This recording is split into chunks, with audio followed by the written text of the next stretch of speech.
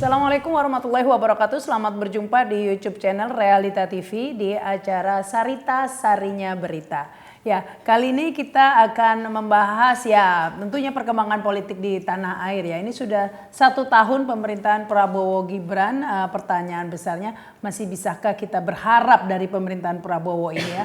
Karena sudah 1 tahun tampaknya belum ada perubahan signifikan ya. Sementara para aktivis seringkali sudah bersuara, ini tidak bisa lama, harus segera-segera. Tapi ini sudah 1 tahun loh ya, kemana segeranya.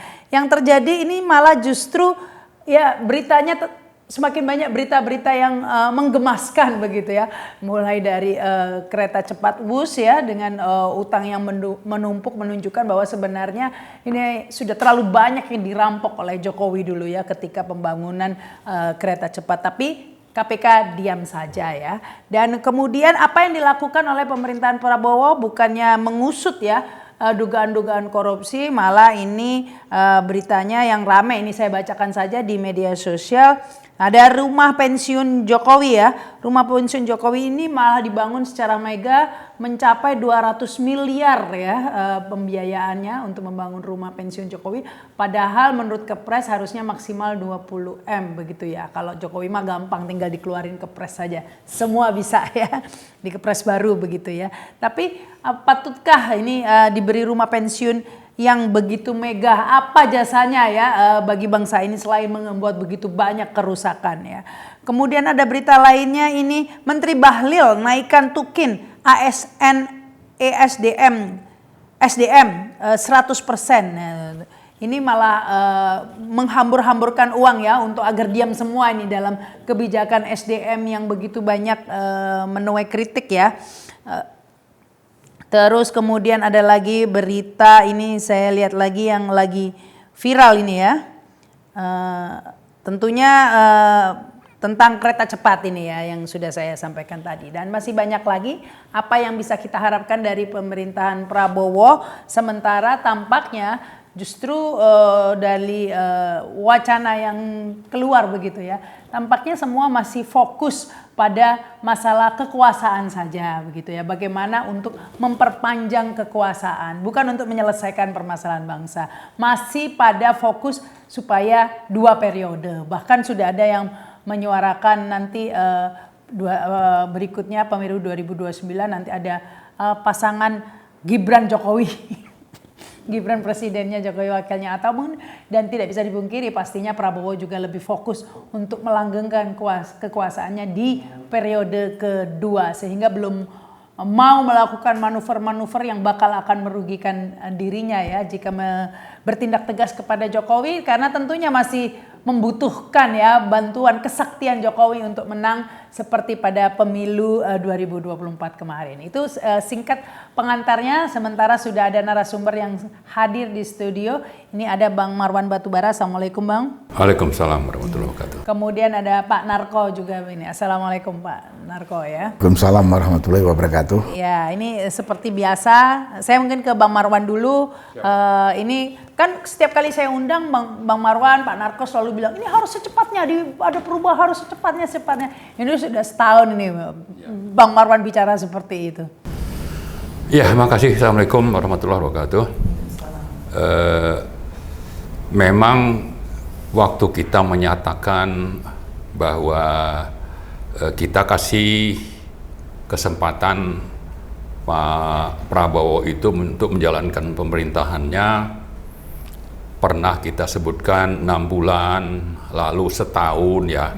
Itu kan dalam arti bahwa kita mengakui Pak Prabowo sebagai presiden, sambil jalan dengan mengakui itu juga kita mendukung hal-hal yang menjadi komitmennya waktu dilantik jadi presiden, dengan harapan dia bisa misalnya menunjukkan kalau mau berantas korupsi itu benar-benar dilaksanakan. Kalau mau misalnya menguasai tambang atau membersihkan korupsi di sektor tambang atau migas BBM misalnya. Ini dengan kita memberikan kesempatan dan dukungan itu, harapannya dia tuntas melaksanakan janji-janji itu gitu. Nah, tapi dalam perjalanannya kita melihat ternyata itu hanya retorika, ya, jauh panggang dari api, ya. Misalnya kalau kita perhatikan soal kasus korupsi migas atau BBM di Pertamina, itu sudah lebih dari 3 bulan, dan sebetulnya di awal itu begitu banyak yang menyambut baik dan mendukung, termasuk misalnya untuk memproses menteri-menteri yang sudah disebutkan terlibat.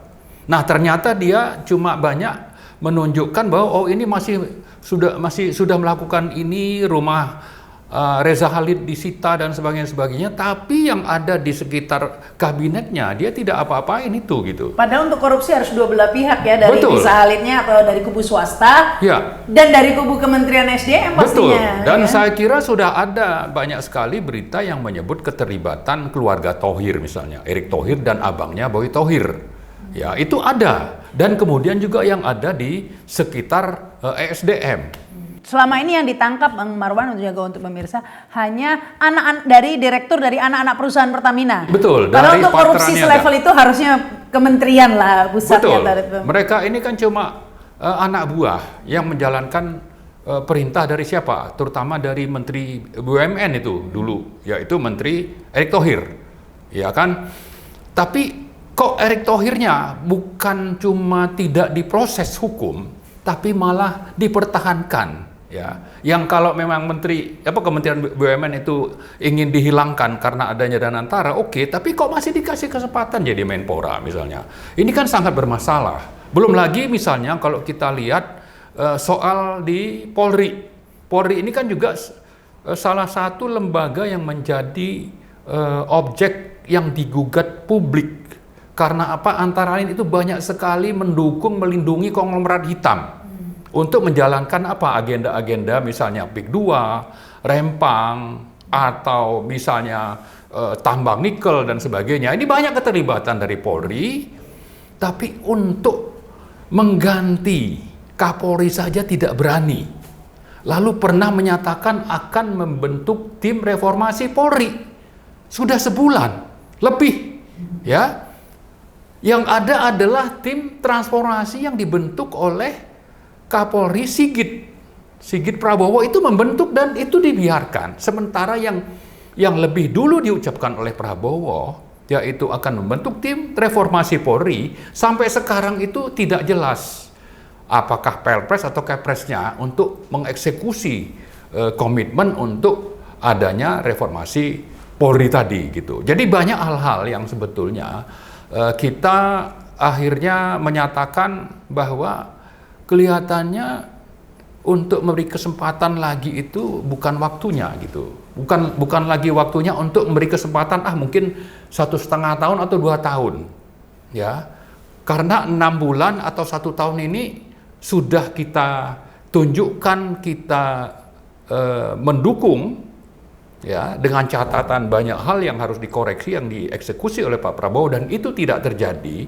Maka saya kira sudah waktunya ini kita bersuara untuk adanya pemakzulan satu paket, ya. Adanya kita sudah mulai berpikir sambil jalan, kita tunggulah, ya, buktikanlah Anda memang mau memberantas korupsi, Anda mau mengganti menteri-menteri yang dititipkan oleh atau dipaksakan oleh Jokowi waktu pelantikan, misalnya tanggal 20 Oktober, 13 Oktober kan datang ke Solo, ya.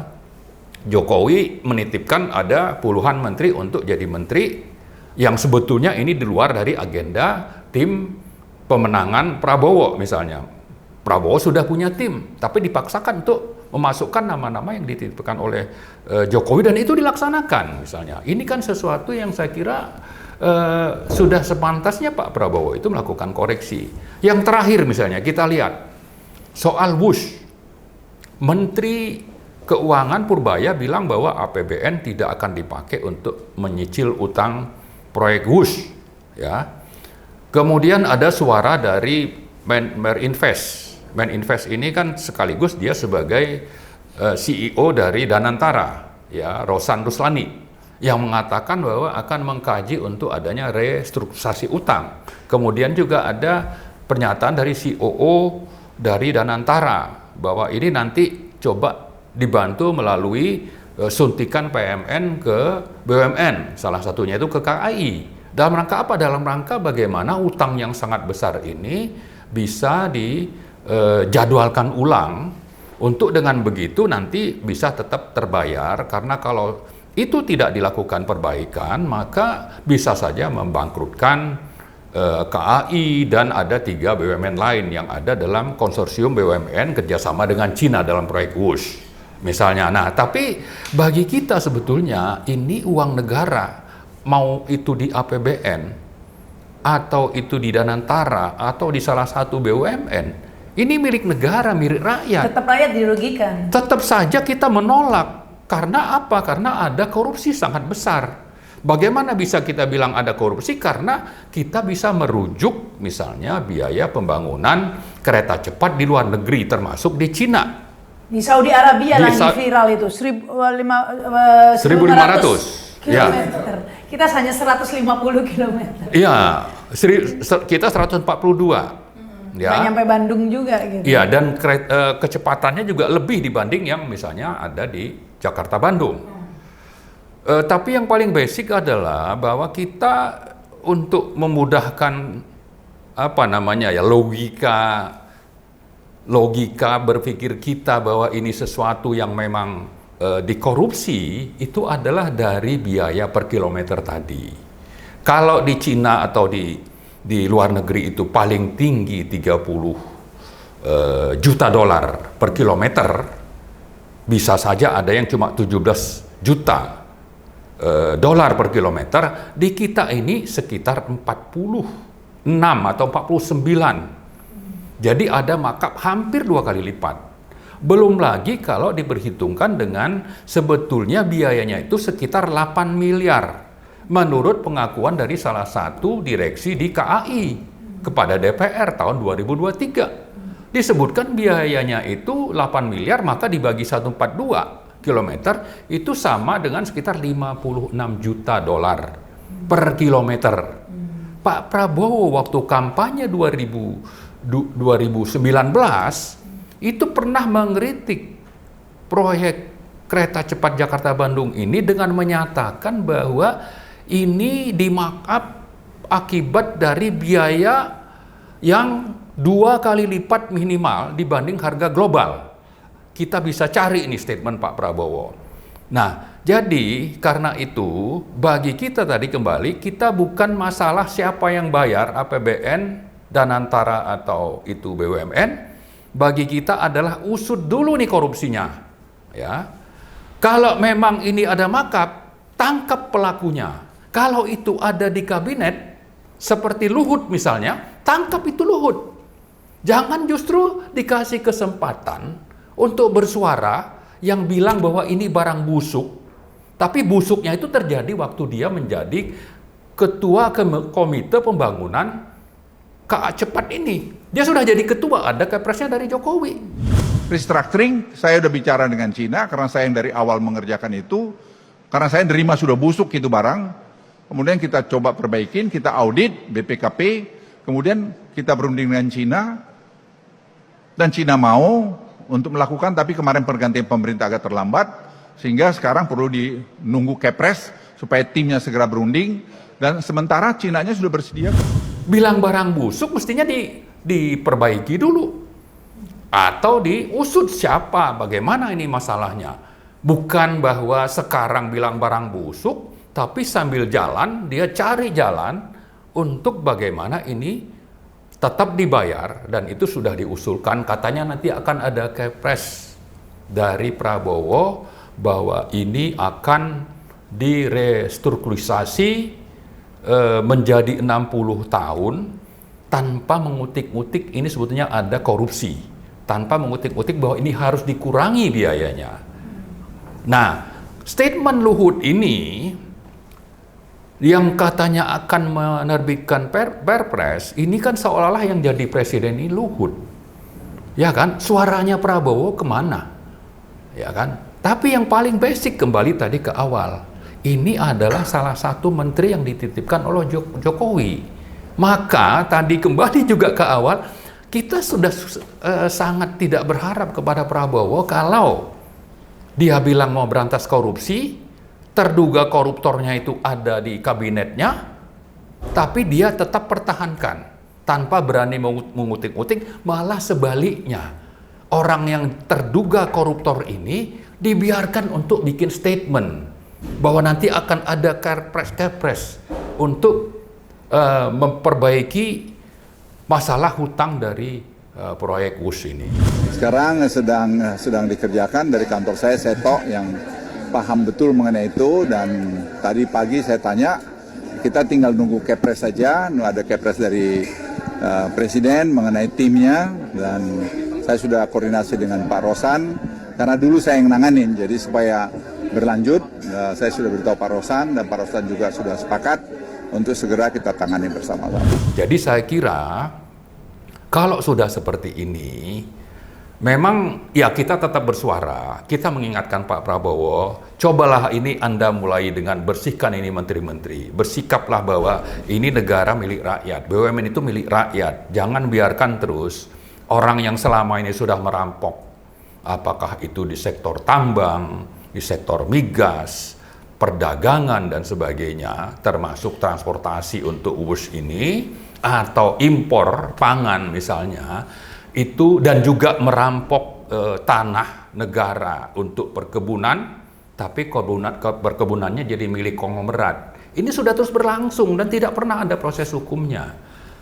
Mana ini presiden yang, karena itu kita perlu mengingatkan, buktikanlah Anda memang seorang presiden yang komitmen terhadap Sabta Marga, bekerja untuk negara dan rakyat, bukan untuk kepentingan konglomerat hitam atau oligarki atau yang namanya SOP ya, SOP. Ada geng Solo di sana, ada oligarki di sana, ada parcok di sana. Yang selama ini saya kira SOP inilah yang sangat berkuasa di bawah kendali Jokowi untuk bagaimana negara ini sangat rusak ya. Nah, terakhir sekali kita ingatkan, kenapa tiba-tiba itu yang namanya jubir Kementerian Luar Negeri Cina bicara tentang bahwa WUS itu selama 2 tahun sudah mengangkut 11 juta penumpang. Ya kan? Dia ingin menunjukkan bahwa ini proyek bermanfaat. Ya, bagi kita tidak memungkiri itu. Tapi soal bahwa faktanya misalnya seandainya mengangkut itu bisa kalau memang ini layak, atau kalau memang ini menjadi objek yang akan diminati oleh publik, mungkin jumlahnya bisa 20 atau 25 juta, ya kan? Tapi memang ini sudah 2 tahun kok cuma 2 juta, itu justru yang kita balik ke sana. 评价高铁项目时，除了看财务数据、经济指标，还要看公共效应、综合收益。中方愿同印尼一道，继续做好雅万高铁高质量运营，进一步发挥项目对印尼经济社会发展和地区互联互通的带动作用。 Yang kedua, Cina tidak pernah berani untuk bicara bahwa ini proyeknya bersih. Ya kan? Yang ketiga, kita yakin ini adalah bagian dari program obor ya, One Belt One Road yang sekarang berubah menjadi Belt and Road Initiative, BRI. BRI ini memang dicanangkan oleh Presiden Xi Jinping untuk bagaimana interkoneksi Cina ke negara di seluruh dunia itu bisa terbangun sambil nanti dari situ ada perdagangan, dan yang tidak kalah penting adalah soal geopolitik ya. Dengan BRI itu Cina misalnya di 2023 sejak 2013 atau 2014 dicanangkan itu ternyata surplus perdagangan dengan negara-negara yang sudah dia bangun. Sebaliknya negara yang dibangun itu justru defisit. Dan untuk yang miskin itu terperangkap utang seperti di Sri Lanka, di Uganda, dan ada negara lain termasuk Italia itu mengeluh. Italia di Eropa sana itu mengeluh ditipu sama Cina, diperangkap Cina dengan hutang. Kita diperangkap di proyek kereta cepat, tapi banyak proyek-proyek pembangunan misalnya pembangkit listrik itu tidak dioperasikan oleh PLN, tapi dioperasikan sendiri oleh Cina. Bangun pabrik semen, sama juga. Itu mereka operasikan. Kita kasih kesempatan. Banyak rencana Kementerian BUMN untuk membangun pabrik semen itu jadi terganggu atau malah rugi misalnya. Belum lagi kalau kita lihat ya, misalnya bagaimana Cina ini memaksakan BRI ke Indonesia sehingga kita atas nama hilirisasi membiarkan Cina membangun banyak smelter di Sulawesi, di Maluku misalnya. Tapi kita kasih fasilitas, misalnya bebas pajak, bebas masuk atau ada tax holiday sampai 15 tahun, 20 tahun. Padahal yang namanya sektor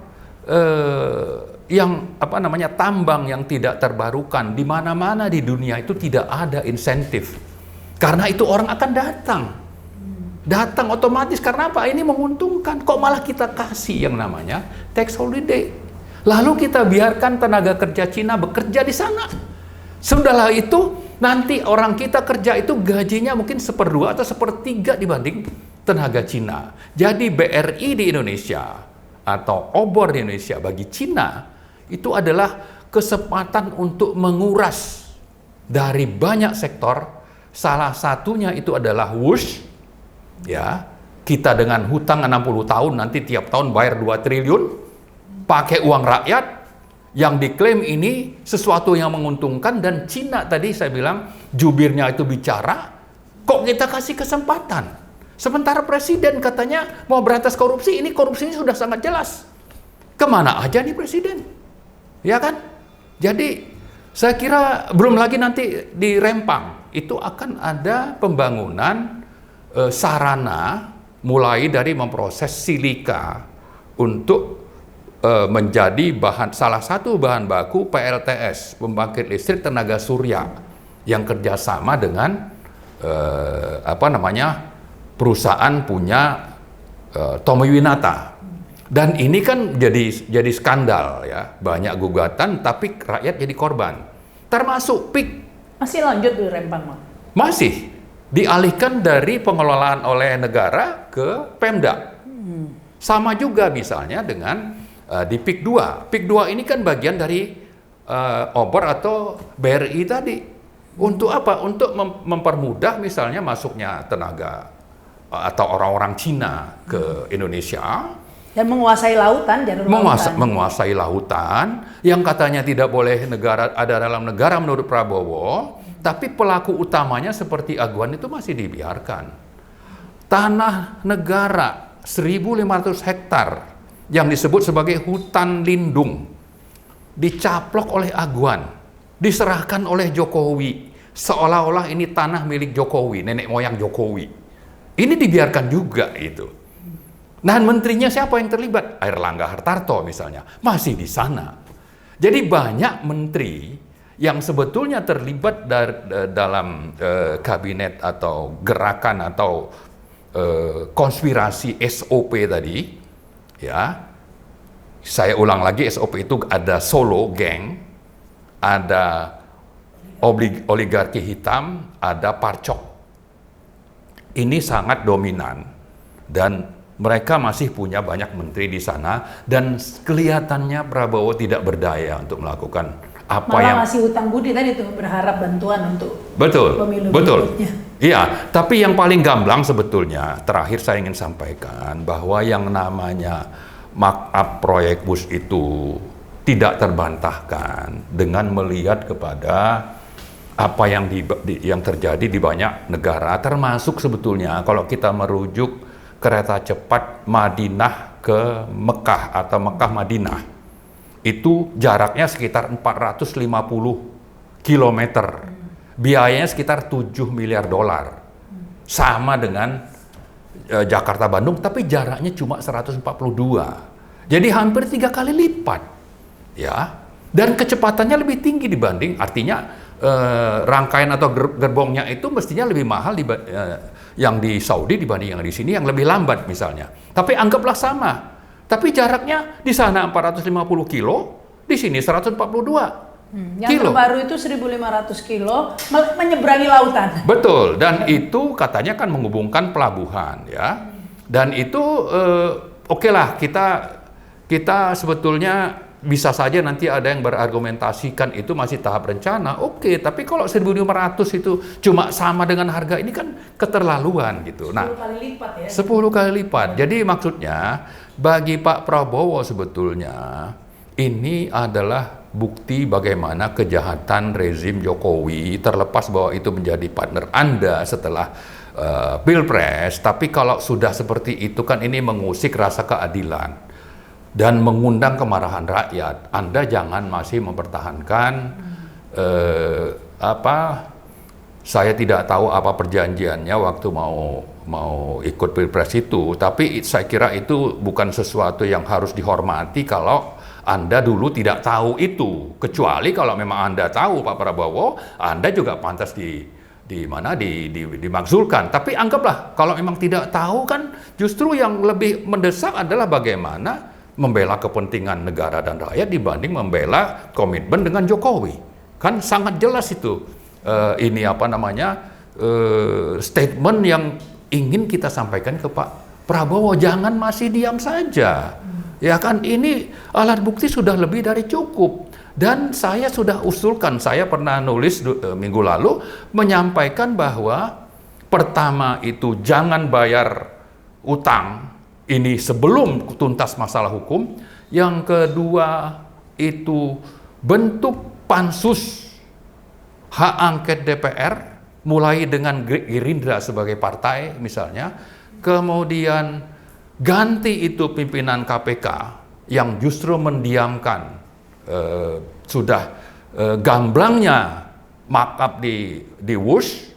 Kemudian saya juga mengajak kita semua untuk ingat bahwa ini ada kaitan dengan agenda BRI-nya Cina, untuk justru kita jangan sampai nanti jadi korban seperti di Sri Lanka atau di Uganda, di Nepal dan sebagainya baru mau bertindak. Dan jangan sampai nanti Pak Prabowo dinepalkan dulu baru mau berubah. Ya kan, ini kan peringatan keras dari kita kepada Pak Prabowo bahwa SOP sudah nyata kejahatannya, Cina sudah nyata kejahatan terlibat konspirasi, tinggal sekarang kita mau apa? Kalau Pak Prabowo masih menjalankan agenda seperti yang diusulkan sama Luhut, maka lebih baik mundur atau dinepalkan oleh rakyat nantinya begitu. Baik. Saya kira itu mungkin. Baik. Ini kita ke Pak Narko ini nih ya, Pak Narko. Memang bagaimana demokrasi Indonesia tidak rusak ya? Ini seakan-akan kita ini DPR kayak nggak ada. Bayangin suatu negara tanpa ada parlemennya. Karena memang benar-benar nggak ada ini DPR itu ya. Cuman biayanya aja nih APBN bayarin gaji-gajinya. Tapi eksistensinya benar-benar seperti tidak ada ya. Suatu negara tidak ada parlemennya, tidak ada KPK-nya, ya. Lembaga hukumnya juga setengah tiang begitu ya. Nah ini cuman ada benar-benar otoriter ya. Ini gimana gimana demokrasinya nggak rusak ya kalau lembaga-lembaga pendukung demokrasinya sudah tidak ada. Baik, ini silakan dilanjutkan Pak Narko.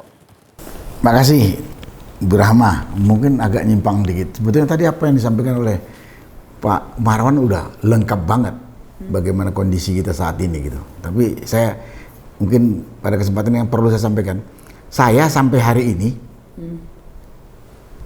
setelah Prabowo berkuasa atau memerintah selama 1 tahun, pesimis kalau dibilang nggak punya harapan kalau Prabowo itu bisa memperbaiki kondisi tinggalan Jokowi yang sudah rusak parah ini.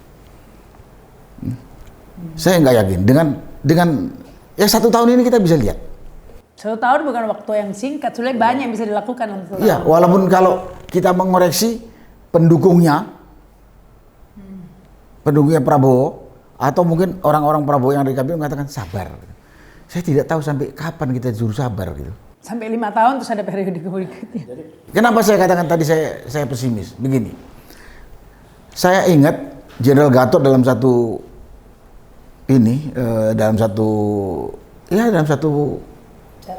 pembicaraan yang mengatakan kerusakan bangsa ini selama 10 tahun dipimpin oleh Jokowi, mungkin kalau kita nggak serius, 100 tahun mengembalikannya belum tentu bisa. Ngomong Jenderal Gatot. Dan saya percaya, ya kerusakan atau dampak kerusakan yang dibuat oleh pemerintahan Jokowi ini terhadap bangsa ini, mungkin kalau kita nggak sadar dan nggak mau secepatnya memperbaiki dengan kerja keras luar biasa, 100 tahun belum bisa kembali kerusakan itu. Karena kerusakan yang dibuat oleh Jokowi ini kan luar biasa. Ya, sangat luar biasa. Banyak sekali yang bisa kita. Nah, karena itu untuk memperbaiki supaya cepat itu, saya hanya berharap Prabowo itu menyiapkan mesin kerja yang luar biasa hebatnya. Hebat itu berarti dia harus pintar, dia harus jujur, dia harus bersih. Nah, sekarang kita lihat Prabowo mesin kerjanya dalam kabinetnya yang digunakan banyak masih bekas-bekas orangnya Jokowi yang notabene udah ngerusak bangsa, yang seperti katakan Jenderal Gatot tadi, yang kalau kita nggak kerja keras mungkin 100 tahun nggak bisa kita perbaiki. Apa nggak jadi pesimis? Dan dari situ juga kita bisa simpulkan bahwa Prabowo ini masih bagian dari Jokowi. Gimana saya nggak mau pesimis dengan teman-teman? Ya memang kan itu semua diakui ya. Gimana kita nggak mau pesimis? Katanya, Ya betul. Nah, di situ saya katakan, makanya pada kesempatan ini saya berharap setelah 1 tahun ini keberanian, kebersihan hati dan keberanian Prabowo untuk menyiapkan mesin kerja dalam kabinetnya, orang-orang yang profesional, jujur dan punya pandangan visioner untuk membangun bangsa ini tegas. Bekas-bekas orang yang dipakai Jokowi yang udah merusak bangsa ini usir. Saya ini tadi sudah dikatakan oleh Pak Marwan. Itu Erlangga, Zulkifli Hasan, Erick Thohir, Luhut, dan lain sebagainya. Banyak lah ya, nggak hafal saya. Itu masih dipakai, akan melanjutkan apa yang sudah dilakukan oleh Jokowi. Karena kalau dia nggak melanjutkan, kebongkar dosa dia. Contohnya tadi yang baru saya katakan, Wus terbongkar. Makanya masih macam-macam loh, terutama salah satu bintangnya yang dulu saya katakan ini manusia pembohong dan rakus. Dan penjilat, Luhut. Dia yang merancang sama Jokowi, Wus ini. Bahkan saya dengar dari omongan mantan KSAU, dia dulu menolak tanahnya dipakai untuk pangkalannya atau stasiunnya Wus. Tapi dia yang ditekan. Salah satu dia ditekan Luhut. Nah, kalau kemudian sekarang orang dia itu bilang masih, barang busuk, sekarang dia bilang barang busuk. Manusia kayak gini mau dipercaya. Jadi pada kesempatan ini saya katakan Pak Prabowo untuk bisa memperbaiki kondisi bangsa yang sudah rusak parah dari sisi penegakan hukum, dari sisi keadilan. Banyak ya keadilan nih. Keadilan itu menyangkut hak asasi manusia, menyangkut ekonomi, menyangkut banyak hal. Prabowo harus punya orang-orang bersih, orang-orang profesional, orang-orang yang jujur, orang-orang yang visioner dan berani. Saya yakin Jokowi dengan kekuatannya itu dia akan melakukan perlawanan untuk menutupi dosanya dan melawan kalau perlu. Dan ini terlihat sekali kalau Prabowo takut. Terlihat sekali. Padahal kalau Prabowo misalnya pakai menteri, mudah-mudahan menteri keuangan sekarang kayak Purbaya itu, rakyat akan dukung dia. Ya mudah-mudahan. Tapi tampaknya nih Prabowo ini takutnya bukan hanya disandra Pak Narko, tapi juga takut kalau Jokowi tumbang, maka dirinya akan ikut tumbang. Sepertinya itu yang ditakutkan. Itu risiko. Itu risiko. Memimpin banyak risikonya, diantaranya mati, dibunuh lawan politiknya, atau tumbang dari kekuasaannya. Itu pemimpin. Jangan pemimpin cuma mau duduk dan menikmati fasilitas doang. Pemimpin itu di kepalanya harus bagaimana membangun bangsa ini, menegakkan keadilan dan memajukan bangsanya. Kalau di Indonesia nggak gitu Pak Narko. Bagaimana pemimpin itu memikir bagaimana kita menang lagi periode berikutnya. Itu bangsatnya. Itu bajingannya pemimpin yang punya otak seperti itu. Saya yakin Prabowo tahu dan orang-orang tahu, nggak usah sekolah. Pak Marwan mungkin nggak tahu, saya sekolah gitu. Tapi seorang pemimpin itu pasti di otaknya bagaimana membangun bangsa supaya aman, damai, sejahtera, adil. Udah jelas tuh. Aman, damai, sejahtera, adil. Itu semua pemimpin harusnya seperti itu. Kalau dia nggak bisa tegakkan itu, nggak usah lah jadi pemimpin. Kalau kita orang beragama, kalau nanti dipimpin pasti dituntut tuh sama Tuhan. Kalau ya beragama ya, kalau dia yakin ya, kalau dia enggak ya nggak tahu lah saya. Nah, jadi kan itu, jadi istilahnya kalau kita mau menyapu, ya sapu kita bersih dulu. Sapu kita dulu beres. Jangan sapu kita kotor atau sapu kita rusak. Karena kalau gini Pak Narko, Prabowo itu tidak pernah mengatakan bahwa dirinya itu akan bertindak tegas sama Jokowi. Memang tidak pernah menjanjikan itu. Jadi mau diomongin atau tidak diomongin terserah. Yang diomongin malah hidup Jokowi, saya satu tim sama Jokowi. Jadi tampaknya itu hanya harapan Pak Narko dan orang-orang lainnya saja. Jadi ini halusinasi saja Pak kita. Iya biar mengatakan halusinasi itu. Memang Pak Prabowo-nya nggak pernah ke sana arahnya, nggak pernah ada statementnya. Ya, makanya saya katakan, saya katakan. Sampai hari ini setelah setahun dia bekerja, saya pesimis atau saya tidak percaya atau saya tidak yakin kalau Prabowo sebagai presiden bisa memperbaiki kondisi bangsa yang sudah hancur lebur ditinggal Jokowi ini. Karena apa? Dia masih pakai orang-orang Jokowi yang dulu ikut merusak bangsa ini dan dia masih berakrab-akrab sama si Jokowi. Bukan hanya berakal-akal, memang begitu kan gitu. Nah, itu Bu Rahma yang lihatnya. Tapi kita kan rakyat, sebagai rakyat tidak mengendaki itu. Makanya saya sampai itu supaya didengar Prabowo, rakyat tidak mengendaki itu, tidak mengendaki. Rakyat saat ini pingin, saya katakan, adili Jokowi, makjulkan Gibran, karena dua manusia ini. Presidennya harus orang lain. Hah? Presidennya harus orang lain kalau tuntutan. Kalau kita seperti kata Pak Marwan harus dinepalkan. Tapi sebelum dinepalkan mungkin kita kasih kepercayaan lagi berapa bulan ini dia lakukan itu. Karena gini. Saya katakan sekali. Yang diinginkan rakyat ini sekarang adili Jokowi. Saya udah nggak usah ngomong lagi kan. Kenapa Jokowi harus diadili? Dosanya sudah banyak sekali. Si Noel ngomong, si Nadiem ngomong, Budiari ngomong. Terus masalah penipuan latar belakang pendidikan dan orang tuanya juga sudah terbongkar. Kalau ini nggak diusut sama Jokowi, nggak diusut oleh Prabowo, belakang hari akan terjadi lagi kasus seperti ini. Apa yang mau diharapkan oleh bangsa kita ini? Malu itu. Itu satu. Dan jadi intinya yang bisa saya sampaikan saya ini, Prabowo sampai hari ini belum bisa diharapkan untuk bisa memperbaiki kondisi bangsa tinggalannya Jokowi. Karena apa? Dia masih berakrab-akrab dengan Jokowi. Dia tidak lihat dosa Jokowi. Kemudian dia masih maki orang-orang Jokowi yang penuh masalah. Nah, orang-orang yang penuh masalah ini nggak akan mungkin dia ngaku dulu ikut merusak. Ya contohnya Luhut lah dikatakan udah dikejar-kejar gini, itu dari awalnya busuk. Loh awalnya kan dia juga yang bikin. Tapi dia kan orang yang nggak berdosa itu. Enggak, bukan salah saya. Makanya kalau masih dipakai Prabowo, apa yang mau diharapkan? Nah, terus kita ngelihat ada menteri yang sudah sedikit memberikan harapan, mudah-mudahan konsisten. Menteri Keuangan. Itu yang diharapkan rakyat. Tegas, jelas. Dan sesuai dengan norma hukum lah ya. Pasti banyak yang menolak. Contohnya ada anggota DPR negur dia kan. Ada yang bilang, ada yang menolak segala macam. Bahkan si Luhut juga marah sama dia. Iya karena kejujuran dan keberanian Menteri Keuangan Purbaya ini akan membongkar kebusukannya orang-orang yang dulu berperan merusak bangsa ini. Jadi itu. Secara umum saya katakan mesinnya dulu sudah gemuk sehingga gemuk saya katakan.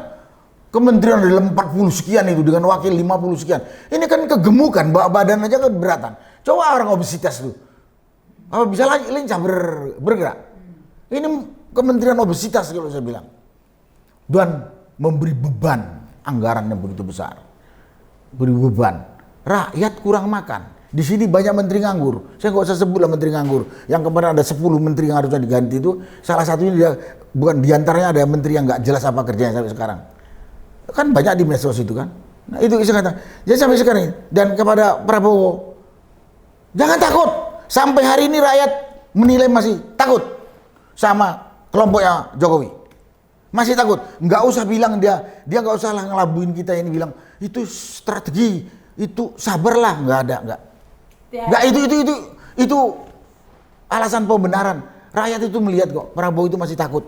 Kalau Pak Narko bilang takut, istilah itu tampaknya memang benar ya, karena orang ngelihatnya itu Prabowo ini kan kalau dilihat itu seperti presiden kurang percaya diri begitu ya. Betul. Karena terpilihnya sendiri jujur tanpa bantuan Jokowi kayaknya sulit ya untuk mengalahkan baik Anies maupun Ganjar begitu. Kalau tanpa cawe-cawe Jokowi ya dalam pemilu kemarin 2024 itu kan. Nah, tanpa ada kecurangan sepertinya. Jadi kayak Pak Prabowo ini kayak orang pakai pesugihan begitu ya. Jadi ya takutlah untuk melepas Gini, pesugihannya itu Burahma, begitu ya.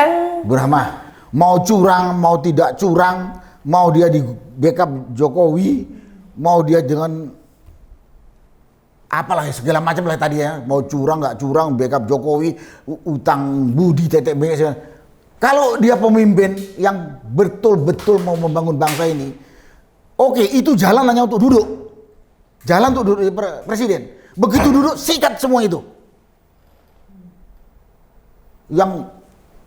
Yang apa? Yang membuat jalan curang dia, yang membantu dia dengan curang si Jokowi ini, sikat. Jangan kepentingan Jokowi dan kroninya itu yang didukung. Ya kalau sikat-sikat, 280 juta yang kalau tadi itu pesugihannya disikat, nanti 2029 dia siapa yang bantuin? Rakyat ini lihat kalau Jokowi ini Prabowo ini bekerja untuk rakyat. Ya. 2029 dia udah nggak usah kampanye. Nggak usah kampanye. Wah, Bapak ini satu periode ini betul-betul membangun bangsa, membuat bangsa Indonesia ini punya kehormatan di mata dunia, tingkat kehidupan rakyat. Dan tegas ya bisa mengadili Jokowi begitu. Kemudian ya. penegakan hukum benar, keadilan benar. Nggak usah kampanye. Nggak usah kampanye dia. Rakyat kan lihat. Orang dunia begitu transparan sekarang kok. Dengan alat-alat komunikasi atau informasi yang begitu mudah kan. Jangan dia ketakutan-ketakutan. Kurang percaya diri ya padahal. Saya dulu berpikir waktu dia milih Gibran-nya udah sebenarnya nggak waras tuh. Atau licik dia udah. Tapi pikir saya oke lah. Mungkin setelah dia duduk, dia siapkan mesin operasional dia itu benar. Mesin operasionalnya kabinet itu. Yang dipakai kabinet orang-orangnya si Jokowi yang dulu sudah ngerusak bangsa ini. Bahkan digemukkan sekali sampai kalau menurut saya itu obesitas. Namanya orang obesitas itu mana sehat, mana dia bisa bergerak benar. Jadi itu yang saya katakan. Kalau masalah lain-lain tentang Prabowo ini banyak sekali yang menurut saya, ya saya lah udah saya katakan saya. Nanti kalau saya bawa yang lain kalau saya tahu banyak yang tidak memberikan harapan kalau dia bisa membawa bangsa ini menjadi lebih baik. Apa itu? Rakyat itu sekarang lagi ribut. Intinya adili Jokowi, maju Gibran. Dia tenang-tenang aja berakar-akar bersama itu orang. Dia tahu Jokowi ini meninggalkan masalah luar biasa, terutama korupsi dan merusak konstitusi. Masih didiamkan aja udah 1 tahun. Karena utang budi. Tahu nggak? Dia utang budi sama Jokowi, tapi dia hutang budi pada hampir 300 juta rakyat Indonesia. Kalau dia beragama. 300 juta yang harus dilindungi. Kalau dia punya keyakinan, dia sebenarnya harusnya. Ya, harusnya gitu. Setelah dia duduk dia bersihkan semua. Pikir saya gitu. Sekarang dia mari bermesra-mesraan, berakrab-akraban sama bajingan bangsat yang dulu kan rusak bangsa ini. Gimana kita mau percaya kalau dia? Wakilnya itu Gibran. Kurang apa lagi kesalahannya untuk bisa duduk jadi wapres? Dari persyaratan pendidikan formalnya nggak jelas, nipu, kelakuannya yang lebih parah kalau mau aturannya tapi kalau menurut saya yang lebih parah lagi kompetensi dan kemampuan dia sebagai seorang pemimpin yang ada orang ngomong ya. Jadi ketua RT pun ini mungkin digebukin sama warga RT itu si si anu nih, si Gibran nih. Lihat, tampil di mana-mana pelangak blow gitu. Prabowo masih pakai, sebel orang ngeliatnya termasuk saya. Sebel banget. Malu saya. Malu sama anak saya dan cucu saya. Cucu saya itu udah mahasiswa loh. Jadi udah wakil presiden kayak gitu. Itu nggak dilakukan. Jangan kita berharap banyak deh bro. Satu lagi, yang kedua lagi, kita nagih janjinya Prabowo. Dia punya rekaman banyak sekali di mana-mana. Kalau pidato luar biasa, tapi kita nganggapnya apa? Retorika saja. Kalau Pak Marwan pada waktu ngomong kemarin itu katakan, dari omongannya itu nggak ada 10% yang dilakukan atau diimplementasikan. Dulu dia katanya, begitu saya duduk, saya akan sikat itu koruptor semuanya. Sekarang, kalau perlu saya kejar di kutub Atlantik, utara sana, Antartika. begitu Oh itu kan kena ini. Sekarang koruptor yang di sekitar situ sudah diomongin. Nah sekarang kita, kalau mau itu kita lihat, saya kemarin dengarkan apa yang disampaikan oleh itu Mahfud. Malah itu kan ya. Dia katakan Mahfud, bagaimana dari mulai awal ini proyek ini proyek pencitraan yang merugikan tanpa penelitian yang benar. Ini proyek pencitraan yang akan menimbulkan dampak sehingga banyak orang dipecat, banyak orang ditekan, jalan terus. Yang aneh lagi, Jepang nawarkan lebih murah, bunganya lebih murah, dipilih yang lebih mahal dan bunganya lebih tinggi. Ini kalau nggak orang gila harusnya di rumah sakit jiwa ini memutuskan. Kalau Pak Marwan ngomong gitu, ada yang nawarin, Pak ini barang saya jual harganya 100. Terus saya kata-kata, barang yang sama saya jual kepada Bapak ini 500. Pak Marwan beli itu barang ke saya, Pak Marwan udah perlu dibawa ke rumah sakit jiwa. Karena mereka pakai ini, pakai trik, jadi pura-puranya lebih murah dulu. Nah, tidak. Setelah diputuskan baru dinaikkan. Tidak, kalau Jepang ini kan lain bangsa. Jepang itu kan. Oh bukan Cina, waktu itu kan yang menawarkan Jepang dan Cina. Iya. Cina memang menawarkan lebih murah, tapi Tidak, begitu Cina lebih mahal. jatuhnya lebih mahal. Karena di situ sudah ada niat jelek. Ada mainstream. Jadi kalau ditanya tadi panjang Pura-pura itu, dimurahin dulu gitu. kalau saya tadi masalah yang terjadi di negeri ini Pak Marwan sudah menyampaikan begitu rinci dan begitu banyak. Kalau saya sampaikan semua itu terjadi adalah tinggalan Jokowi dan itu bisa dibersihkan oleh Prabowo. Kalau Prabowo menyiapkan mesin kerjanya, timnya orang-orang yang profesional, jujur, visioner, berani. Dengan yang proporsional. Dalam arti kalau kementerian cukup 30, jangan sampai 46. Obesitas ini. Selama itu enggak, ya kembali lagi seperti yang dikatakan ini. Karena lawannya Prabowo ini pun melihat, membaca, Prabowo ini takut sama gua. Kata si Jokowi dan orang Jokowi, gua ganggu terus, kalau gua gebuk terus, kalau perlu gua bunuh kata dia. Tapi kalau Prabowo berani, risiko. Kalau tetap Prabowo dihantam, dilawan, ya itu risiko. Namanya pemimpin yang namanya maju perang, ada risikonya. Ini kan maju perang, no, ya kan? Itu kriteria pemimpin itu memang nomor 1 berani ambil resiko. Iya betul. Gitu. Kalau nggak mau resiko, supaya anak buahnya dihadapkan di depan. Untuk menekan risiko sekecil-kecilnya, dia harus pinter. Jangan orang bodoh juga. Makanya sekarang dia harus profesional. Itu harusnya pinter. Untuk menekan risiko. Tapi risiko nggak akan mungkin bisa hilang dimanapun. Tapi kita bisa kecilkan dengan kita punya ilmu. Habis itu kita jujur. Berani. Kalau enggak, tak ada harapan.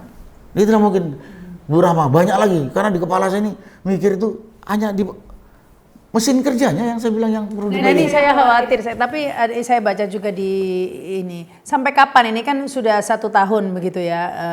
Tapi tampaknya ini saya baca ini dari BPS ini data ini. Tampaknya nasib bangsa Indonesia ini tidak akan pernah berubah, tetap ya akan setahun, 2 tahun, 3 tahun sampai kapanpun jika tabelnya masih seperti ini nih. Tingkat pendidikan masyarakat Indonesia ini ya. 54,9% itu SD sampai SMP. Enggak. Ini dari BPS. Oke, rakyat secara umum boleh bisa begitu. Tapi kalau di pemerintahnya diisi orang-orang jujur, ya, Banyak orang pintar kok. Ya orang jujur tidak akan bisa duduk di tempat situ karena rakyatnya tidak berpendidikan dan diamplopin dan dibansosin. Kalau dia jujur, dibansosin. pasti dia nggak akan nipu rakyat.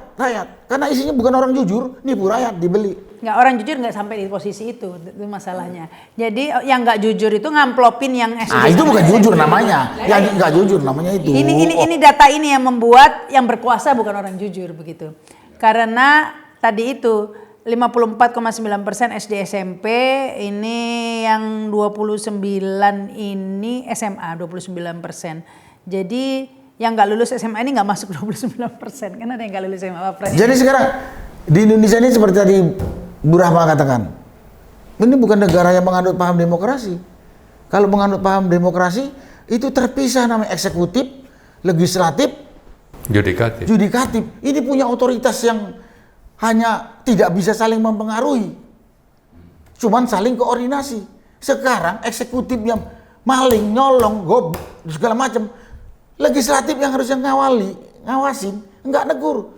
Malah kalau eksekutif dalam hal ini presiden membuat regulasi yang merugikan rakyat, terima saja. Kemudian ada rakyat yang ngelawan, pemerintah bilang ini ancaman buat saya, yudikatifnya ngikut, ngukum. Karena pilar demokrasi tadi itu sudah runtuh ya, jadi yudikatif tidak ada, legislatif nggak ada, adanya eksekutif memang saja. Sudah runtuh, Bu Rahma. Tadi kan udah dikatakan, ya udah dikatakan. Gatot udah mengatakan itu kan. Nah sekarang ini harusnya, itu kan di era Jokowi, harusnya di era Prabowo diperbaiki, bukan ngikut. Saya sekarang nggak nyalahkan Jokowi lagi.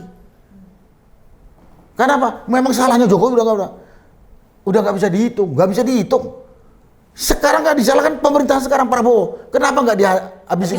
Kita bicara ke depan ya, Iya, itu sudah kesalahan kita belum bagaimana mengatasinya. Yang itu juga yang lebih penting. Yang penting itu udah bagaimana membentuk mesin kerja yang benar, lurus, jujur, visioner, berani. Nah, tinggal yang rusak itu perbaikin. Tinggal yang rusak itu harus diperbaiki. Di antaranya dia harus diadili, diberi sanksi. Korupsi itu kita lihat di Cina, itu ditembak kayak ayam aja kok, dibariskan, dilihat sama yang lain, jeger, tengkuknya ini selesai. Dia Timur Tengah sana, di Arab Saudi segala, dipancung di depan umum, kepala lepas dari badan tuh di depan dilihat orang, itu punya efek. Di sini korupsi 1 triliun, hukumannya cuma 8 tahun. Duitnya udah disimpan, selesai 8 tahun dipotong tetek bengek, nggak sampai 6 tahun ditali, habis itu dia nikmatin. Ini dampak juga, harusnya diperbaiki. Kalau enggak, makanya saudara, penegakan hukum harus tegas. Sekarang ini kan aneh. Presiden sebagai pemegang kekuasaan tertinggi di sini, ya, dan dia punya satuan operasional atau instansi operasional sebagai penegak, polisi, kejaksaan, KPK. Tapi faktanya 3 institusi ini itu kan pelanggaran hukum itu sudah kasat mata. Ya. Sudah kasat mata. Tidak, malah ikut melanggar hukum. Atau tidak berbuat. Kematian 800-an orang KPPS, polisi diam saja. Kematian atau pembunuhan pengawalnya Habib Rizik, malah dia cari pembenaran kesalahannya. Presiden mungkin juga ikut-ikutan mengetahui, belum lagi Kanjuruhan dan lain-lain. Jadi harusnya presiden kalau tahu ini nggak berfungsi, kalau presidennya berani, ganti dong, benahin. KPK ini tangan penegakan hukum, polisi, kejaksaan. Tapi nyatanya 3 ini, apalagi kalau kita tahu fakta yang sekarang. Ketua KPK ini angkatannya si Jokowi. Ketua kepala polisi orangnya si Kapolri, orangnya si Jokowi. Jaksa Agung juga. Dari sini kan harusnya Prabowo bisa tahu, gua ganti nih. Kalau yang hatinya mau dan berani. Baik, ini mungkin langsung sekaligus closing statement nih kali, sudah waktunya nih. Silakan ini Bang Marwan, kemudian ke Pak Narko lagi nanti yang terakhir aja. Ya, pertama saya kira kita tidak tahu apa konten dari komitmen Prabowo kepada Jokowi waktu dulu menjelang Pilpres, dan kalau menang itu apa komitmennya. Tapi terlepas apapun itu, kalau sudah mempertaruhkan nasib negara dan rakyat, Itu nomor satu. maka itu harus nomor satu. Jadi jangan menjadi presiden omon-omon dan pengkhianat sabta marga dan pengkhianat konstitusi. Ini yang perlu kita ingatkan. Yang kedua, bahwa yang namanya BRI ya, atau Belt and Road inisiatif dari Cina, itu memang rencana strategis geopolitik Cina untuk apa? Untuk menguasai dunia dengan berbagai program pembangunan infrastruktur, jaringan, dan perdagangan, sekaligus menyiapkan dana untuk perangkap hutang. Ya, banyak negara yang sudah jadi korban dari perangkap hutang Cina ini, yang salah satu contoh itu adalah bahwa ada negara yang sadar, seperti yang dilakukan oleh Mahathir. 2018, Mahathir itu membatalkan proyek obornya Cina di Malaysia, yang nilainya itu 20 miliar dolar. Membangun jaringan pipa migas, membangun rencana ini ya, jaringan kereta dan sebagainya, yang ini sebetulnya menurut Mahathir dan memang bisa dikonfirmasi dan ini terbuka ke seluruh dunia, ini nilai proyek terlalu mahal dan ini tidak strategis bagi Cina, dan ini ada nuansa KKN. Kenapa? Karena terbukti misalnya PM sebelumnya Najib Tun Razak itu terima komisi 2,5% dari janji utang 4.000 triliun, jadi dapat 143 triliun, dan itu dibuktikan di pengadilan. Nah, kenapa sampai Mahathir berani membatalkan ini? Karena memang Cina punya niat jahat. Untuk apa? Untuk bagaimana mencaplok negara-negara yang berhutang kepada Cina, sengaja dimasukkan ke dalam perangkap hutang, untuk nanti ini memang bermasalah, tapi bisa akhirnya dicaplok. Nah, kita baca misalnya, Prabowo akan bangun alutsista atau sektor pertahanan, anggarannya itu 245 triliun. Ya, mau beli mungkin ada pesawat terbang, ada kapal laut, persenjataan dan sebagainya. Tapi kalau kita biarkan Cina, ya, dengan strategi geopolitiknya, ini tidak berani kita hadapi seperti yang dilakukan oleh Mahathir, maka ini percuma saja. Untuk apa? Tapi yang paling penting adalah tadi, ini sebetulnya Prabowo mau apa? Bahwa kejahatan SOP Jokowi bersama Cina sudah sangat banyak merugikan negara kita, dan sudah ada contoh negara yang berani mengoreksi, yang umurnya sudah di atas 90 tahun, yaitu Mahathir. Pada 2018, Prabowo itu baru ulang tahun hanya 74 misalnya, tapi tidak berani melakukan apa-apa. Sementara mau membangun industri pertahanan Indonesia, tapi membiarkan Cina untuk mencaplok kita, maka saya kira ini sesuatu yang sangat tidak pantas bagi Prabowo untuk berlanjut. Ya, tapi kalau berani berbuat seperti yang dilakukan oleh Mahathir, maka kita akan dukung, dan saya kira ini waktunya tidak lama. Jangan sampai nanti bulan depan katanya itu akan terbit Perpres untuk akhirnya setuju membayar hutang yang dikorupsi. Padahal korupsi itu sangat nyata, yang kita sebut istilah internasional itu ada utang najis, odious debt. Ya, utang najis ini minimal ada 3 hal yang bermasalah. Pertama itu tidak mendapat persetujuan rakyat. Banyak sekali dulu rakyat yang menolak. Kemudian yang kedua, merugikan negara dan rakyat. Yang ketiga, yang memberi hutang ini memang sengaja untuk memberikan sesuatu yang penting, proyek jalan, terserah itu mau nyuap penguasa, padahal itu merugikan negara. Nah, ini 3 kategori ini sudah bisa kita lihat seperti yang terjadi di Malaysia dan di Wush. Ini utang najis.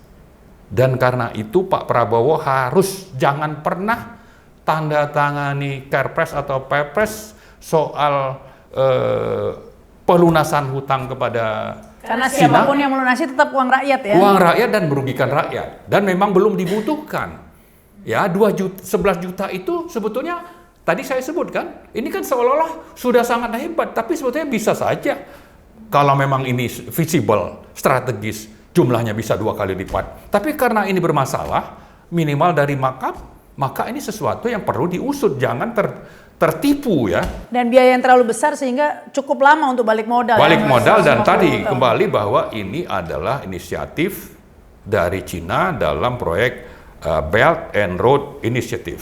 Tapi kalau soal persetujuan rakyat, itu sebenarnya Jokowi selalu mengklaim bahwa baik kereta cepat maupun IKN itu sudah disetujui rakyat melalui DPR yang sudah. Iya, DPR-nya kan tersandra misalnya. DPR-nya disuap. DPR-nya bagian dari pemerintah. Jadi tadi Mbak Rahma menyebut soal statistik ya. Statistik yang disebutkan oleh BPS soal pendidikan. Saya kira isunya bukan cuma di jumlah itu. Ya, banyak juga profesor, guru besar, doktor, sarjana yang melacur, yang tidak punya sikap. Karena apa? Karena ngejar uang, rente, atau tersandra. Itu profesor, doktor, jenderal. Coba aja lihat putusan MK nomor 90. Ya kan, yang namanya Prof. Jimli As-Siddiqi. Ini adalah salah satu penjahat yang membiarkan kejahatan ketua MK ya. Ini Profesor Jimli ini. Ini profesor bukan SD misalnya. Memang banyak profesor-profesor yang seperti itu. Tapi ini kan masalahnya sistem demokrasi di Indonesia ini tetap profesor dengan anak SD kan suaranya tetap satu. Sehingga kalau yang banyak yang profesor sudah suapnya. Nggak dibawa ke situ. Si profesor sekarang dikasih wewenang, dikasih otoritas untuk berbicara, tapi dia melacurkan diri. Ya. Jadi isunya tadi bukan soal kuantitas atau populasi ya, tapi soal moral hazard. Moral hazard ini berlangsung terjadi di high level penentu atau penyelenggara negara, mulai yang ada di eksekutif, legislatif, yudikatif, termasuk media misalnya. Ngapain juga media itu muat klaim dari jubir Cina tentang ini sesuatu yang berhasil kalau memang pro NKRI misalnya. Nah, tapi itulah minimal 3 cabang kekuasaan ini mengidap moral hazard yang parah. Salah satunya bisa kita lihat misalnya bagaimana hasil atau produk reformasi, yaitu Undang-Undang tentang Pemberantasan Korupsi, yang kedua Undang-Undang KPK. Undang-Undang KPK yang memberikan wewenang kepada KPK untuk mengusut tuntas tanpa ada kendali eksekutif, itu sesuatu yang sangat baik. Hasil reformasi oleh Jokowi itu diamputasi menjadi Undang-Undang nomor 19 2019. Jadi ada niat jelek sudah supaya korupsi jalan, KPK-nya harus dikendalikan. Sampai-sampai itu sekarang yang mimpin, ya kan? Contohnya tadi sudahlah KPK diamputasi, padahal ini produk reformasi. Orang berjuang yang mati banyak, mahasiswa berjuang itu cukup lama ya. Tapi oleh Jokowi dengan gampang itu dirubah undang-undangnya. Setelah dirubah ternyata misalnya milih komisioner KPK yang waktunya sebetulnya bukan waktu dia berkuasa. Itu oleh Prabowo, dia buat Perpres, bentuk panitia pemilihan, maka jadilah pimpinan KPK yang sekarang yang justru tutup mata terhadap kejahatan hutang najis wush misalnya. Ini contoh-contoh yang harusnya Pak Prabowo kita sadarkan. Contohlah yang lebih tua yang sudah di atas 90 tahun umurnya seperti yang namanya Mahathir. Ya, jangan justru berada di bawah kendali Jokowi atau malah dibajak oleh Luhut ya dalam kasus wush. Saya kira itu mungkin. Baik, terima kasih. Silakan ini Pak Narko. Bu Rahma, kita semua tahu ada kondisi bangsa ini udah parah banget. Dari sisi penegakan hukum, dari sisi keadilan, dari sisi kerusakan ekonomi, dan lain sebagainya, tinggalan Jokowi.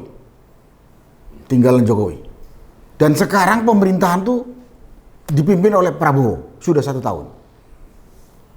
Jadi kalau mau memperbaiki tinggalan Jokowi yang sudah parah tadi, ya yang gua sebutkan itu, Prabowo itu harus siapkan tim kerja yang kompeten, jujur, visioner, berani. Kompeten itu harusnya pinter. Jujur, dia nggak nipu-nipu lagi. berani. Memang dalam hal masalah keberanian ini dia harus ngadapin risiko kelompoknya Jokowi. Untuk menekan ini supaya risiko sekecil mungkin, makanya kita harus kompeten. Itu yang saya katakan. Kalau mau beres, kalau tidak, ya tinggallah Prabowo sebagai presiden pelanjut Jokowi. Itu pertama kalau dia katakan saya diminta. Yang kedua, saya berharap Prabowo itu kembali membuka membuka pemantauan terhadap bangsa ini dari Sabang sampai Merauke. Bukan hanya mendengarkan dari orang sekitarnya saja. Apalagi kalau katanya cuma dengarkan dari omongnya Teddy atau si Dasko doang. Kenapa saya ngomong seperti ini?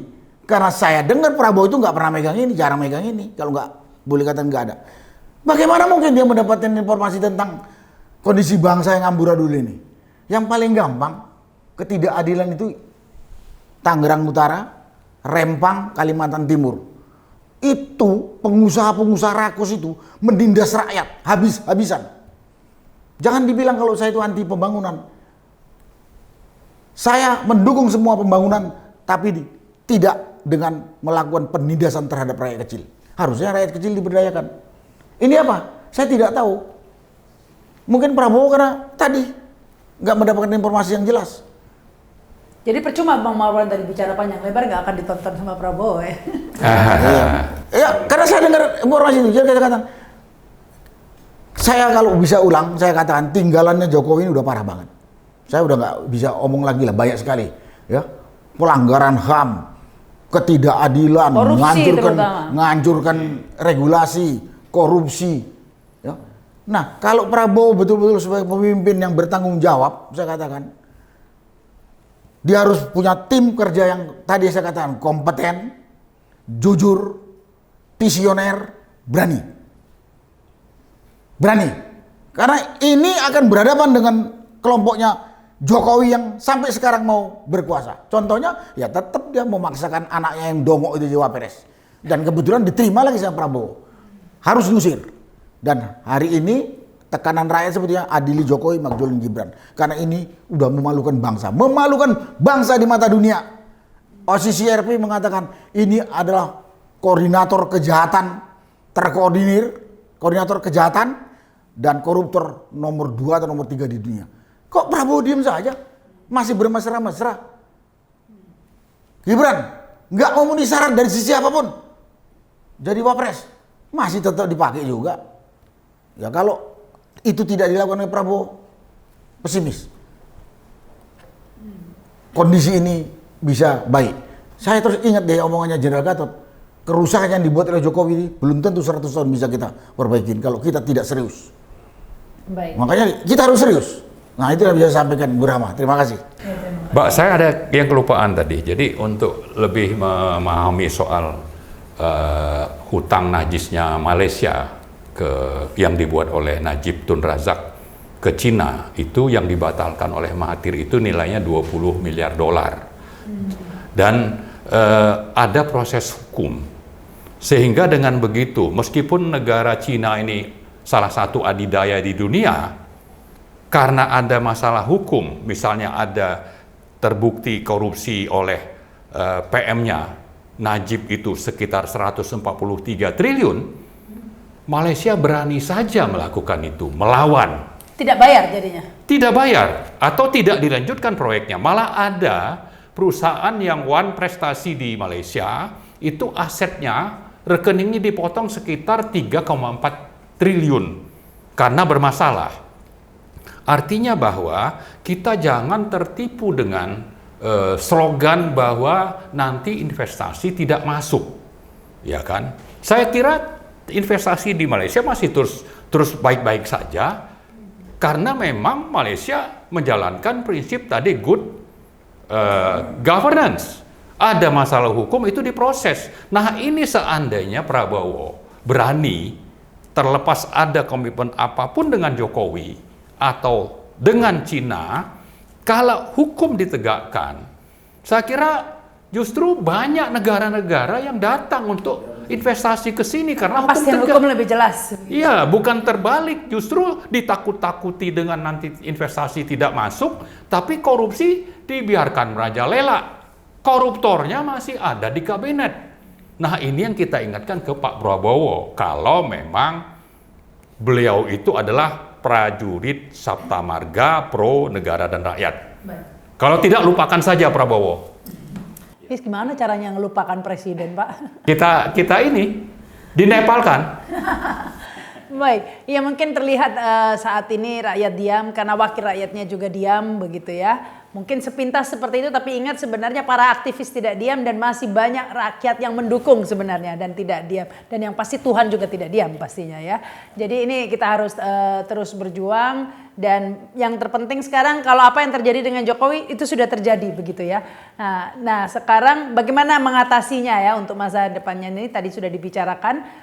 Salah satunya soal hutang yang menumpuk yang dibuat karya dari Jokowi, hutang menumpuk ini salah satunya kita bisa mencontoh Malaysia tadi itu ya Bang Marwan, dengan cara kalau Jokowinya diadili maka ini akan bisa dibuat bahan untuk restrukturisasi, untuk negosiasi ulang begitu ya, karena ini kan hasil hutang, hasil tindak kejahatan begitu ya. Ya, dan kejahatan itu bukan cuma sepihak. Cina juga terlibat kejahatan gitu maksudnya. Ya, dengan proses hukum yang jelas maka itu bisa untuk buat negosiasi ulang tentang pelunasan hutang itu seharusnya dengan syarat Jokowinya diadili begitu ya. Karena kalau misalnya orang jual beli mobil hasil curian begitu ya, kan juga harus disita mobilnya meskipun kita udah bayar begitu ya. Karena kan hasil kejahatan begitu ya. Jadi ini harus dibuktikan dulu bahwa proyek kereta cepat itu hasil kejahatan, hasil markup ya, markup kejahatan sehingga biayanya membengkak. Sangat mudah.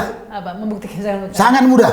Saya ingat omongannya Profesor Mahfud dan ada di medsos. Karena tercatat semua kok. Sekarang mau dan berani tidak. Ya, karena biayanya begitu membengkak sehingga berapa juta pun penumpangannya tidak akan balik modal sehingga ratusan tahun. Nah ini mengapa biaya sampai membengkak itu kan harusnya sangat mudah untuk membuktikan bahwa ini sebenarnya ada tindak kejahatan di sana. Baik, terima kasih nih Bang Marwan, terima kasih Pak Narko, terima kasih yang sudah menyaksikan tayangan ini. Jangan lupa subscribe dan komen. Saya Rahma Sarita, wassalamualaikum warahmatullahi wabarakatuh. Sampai jumpa.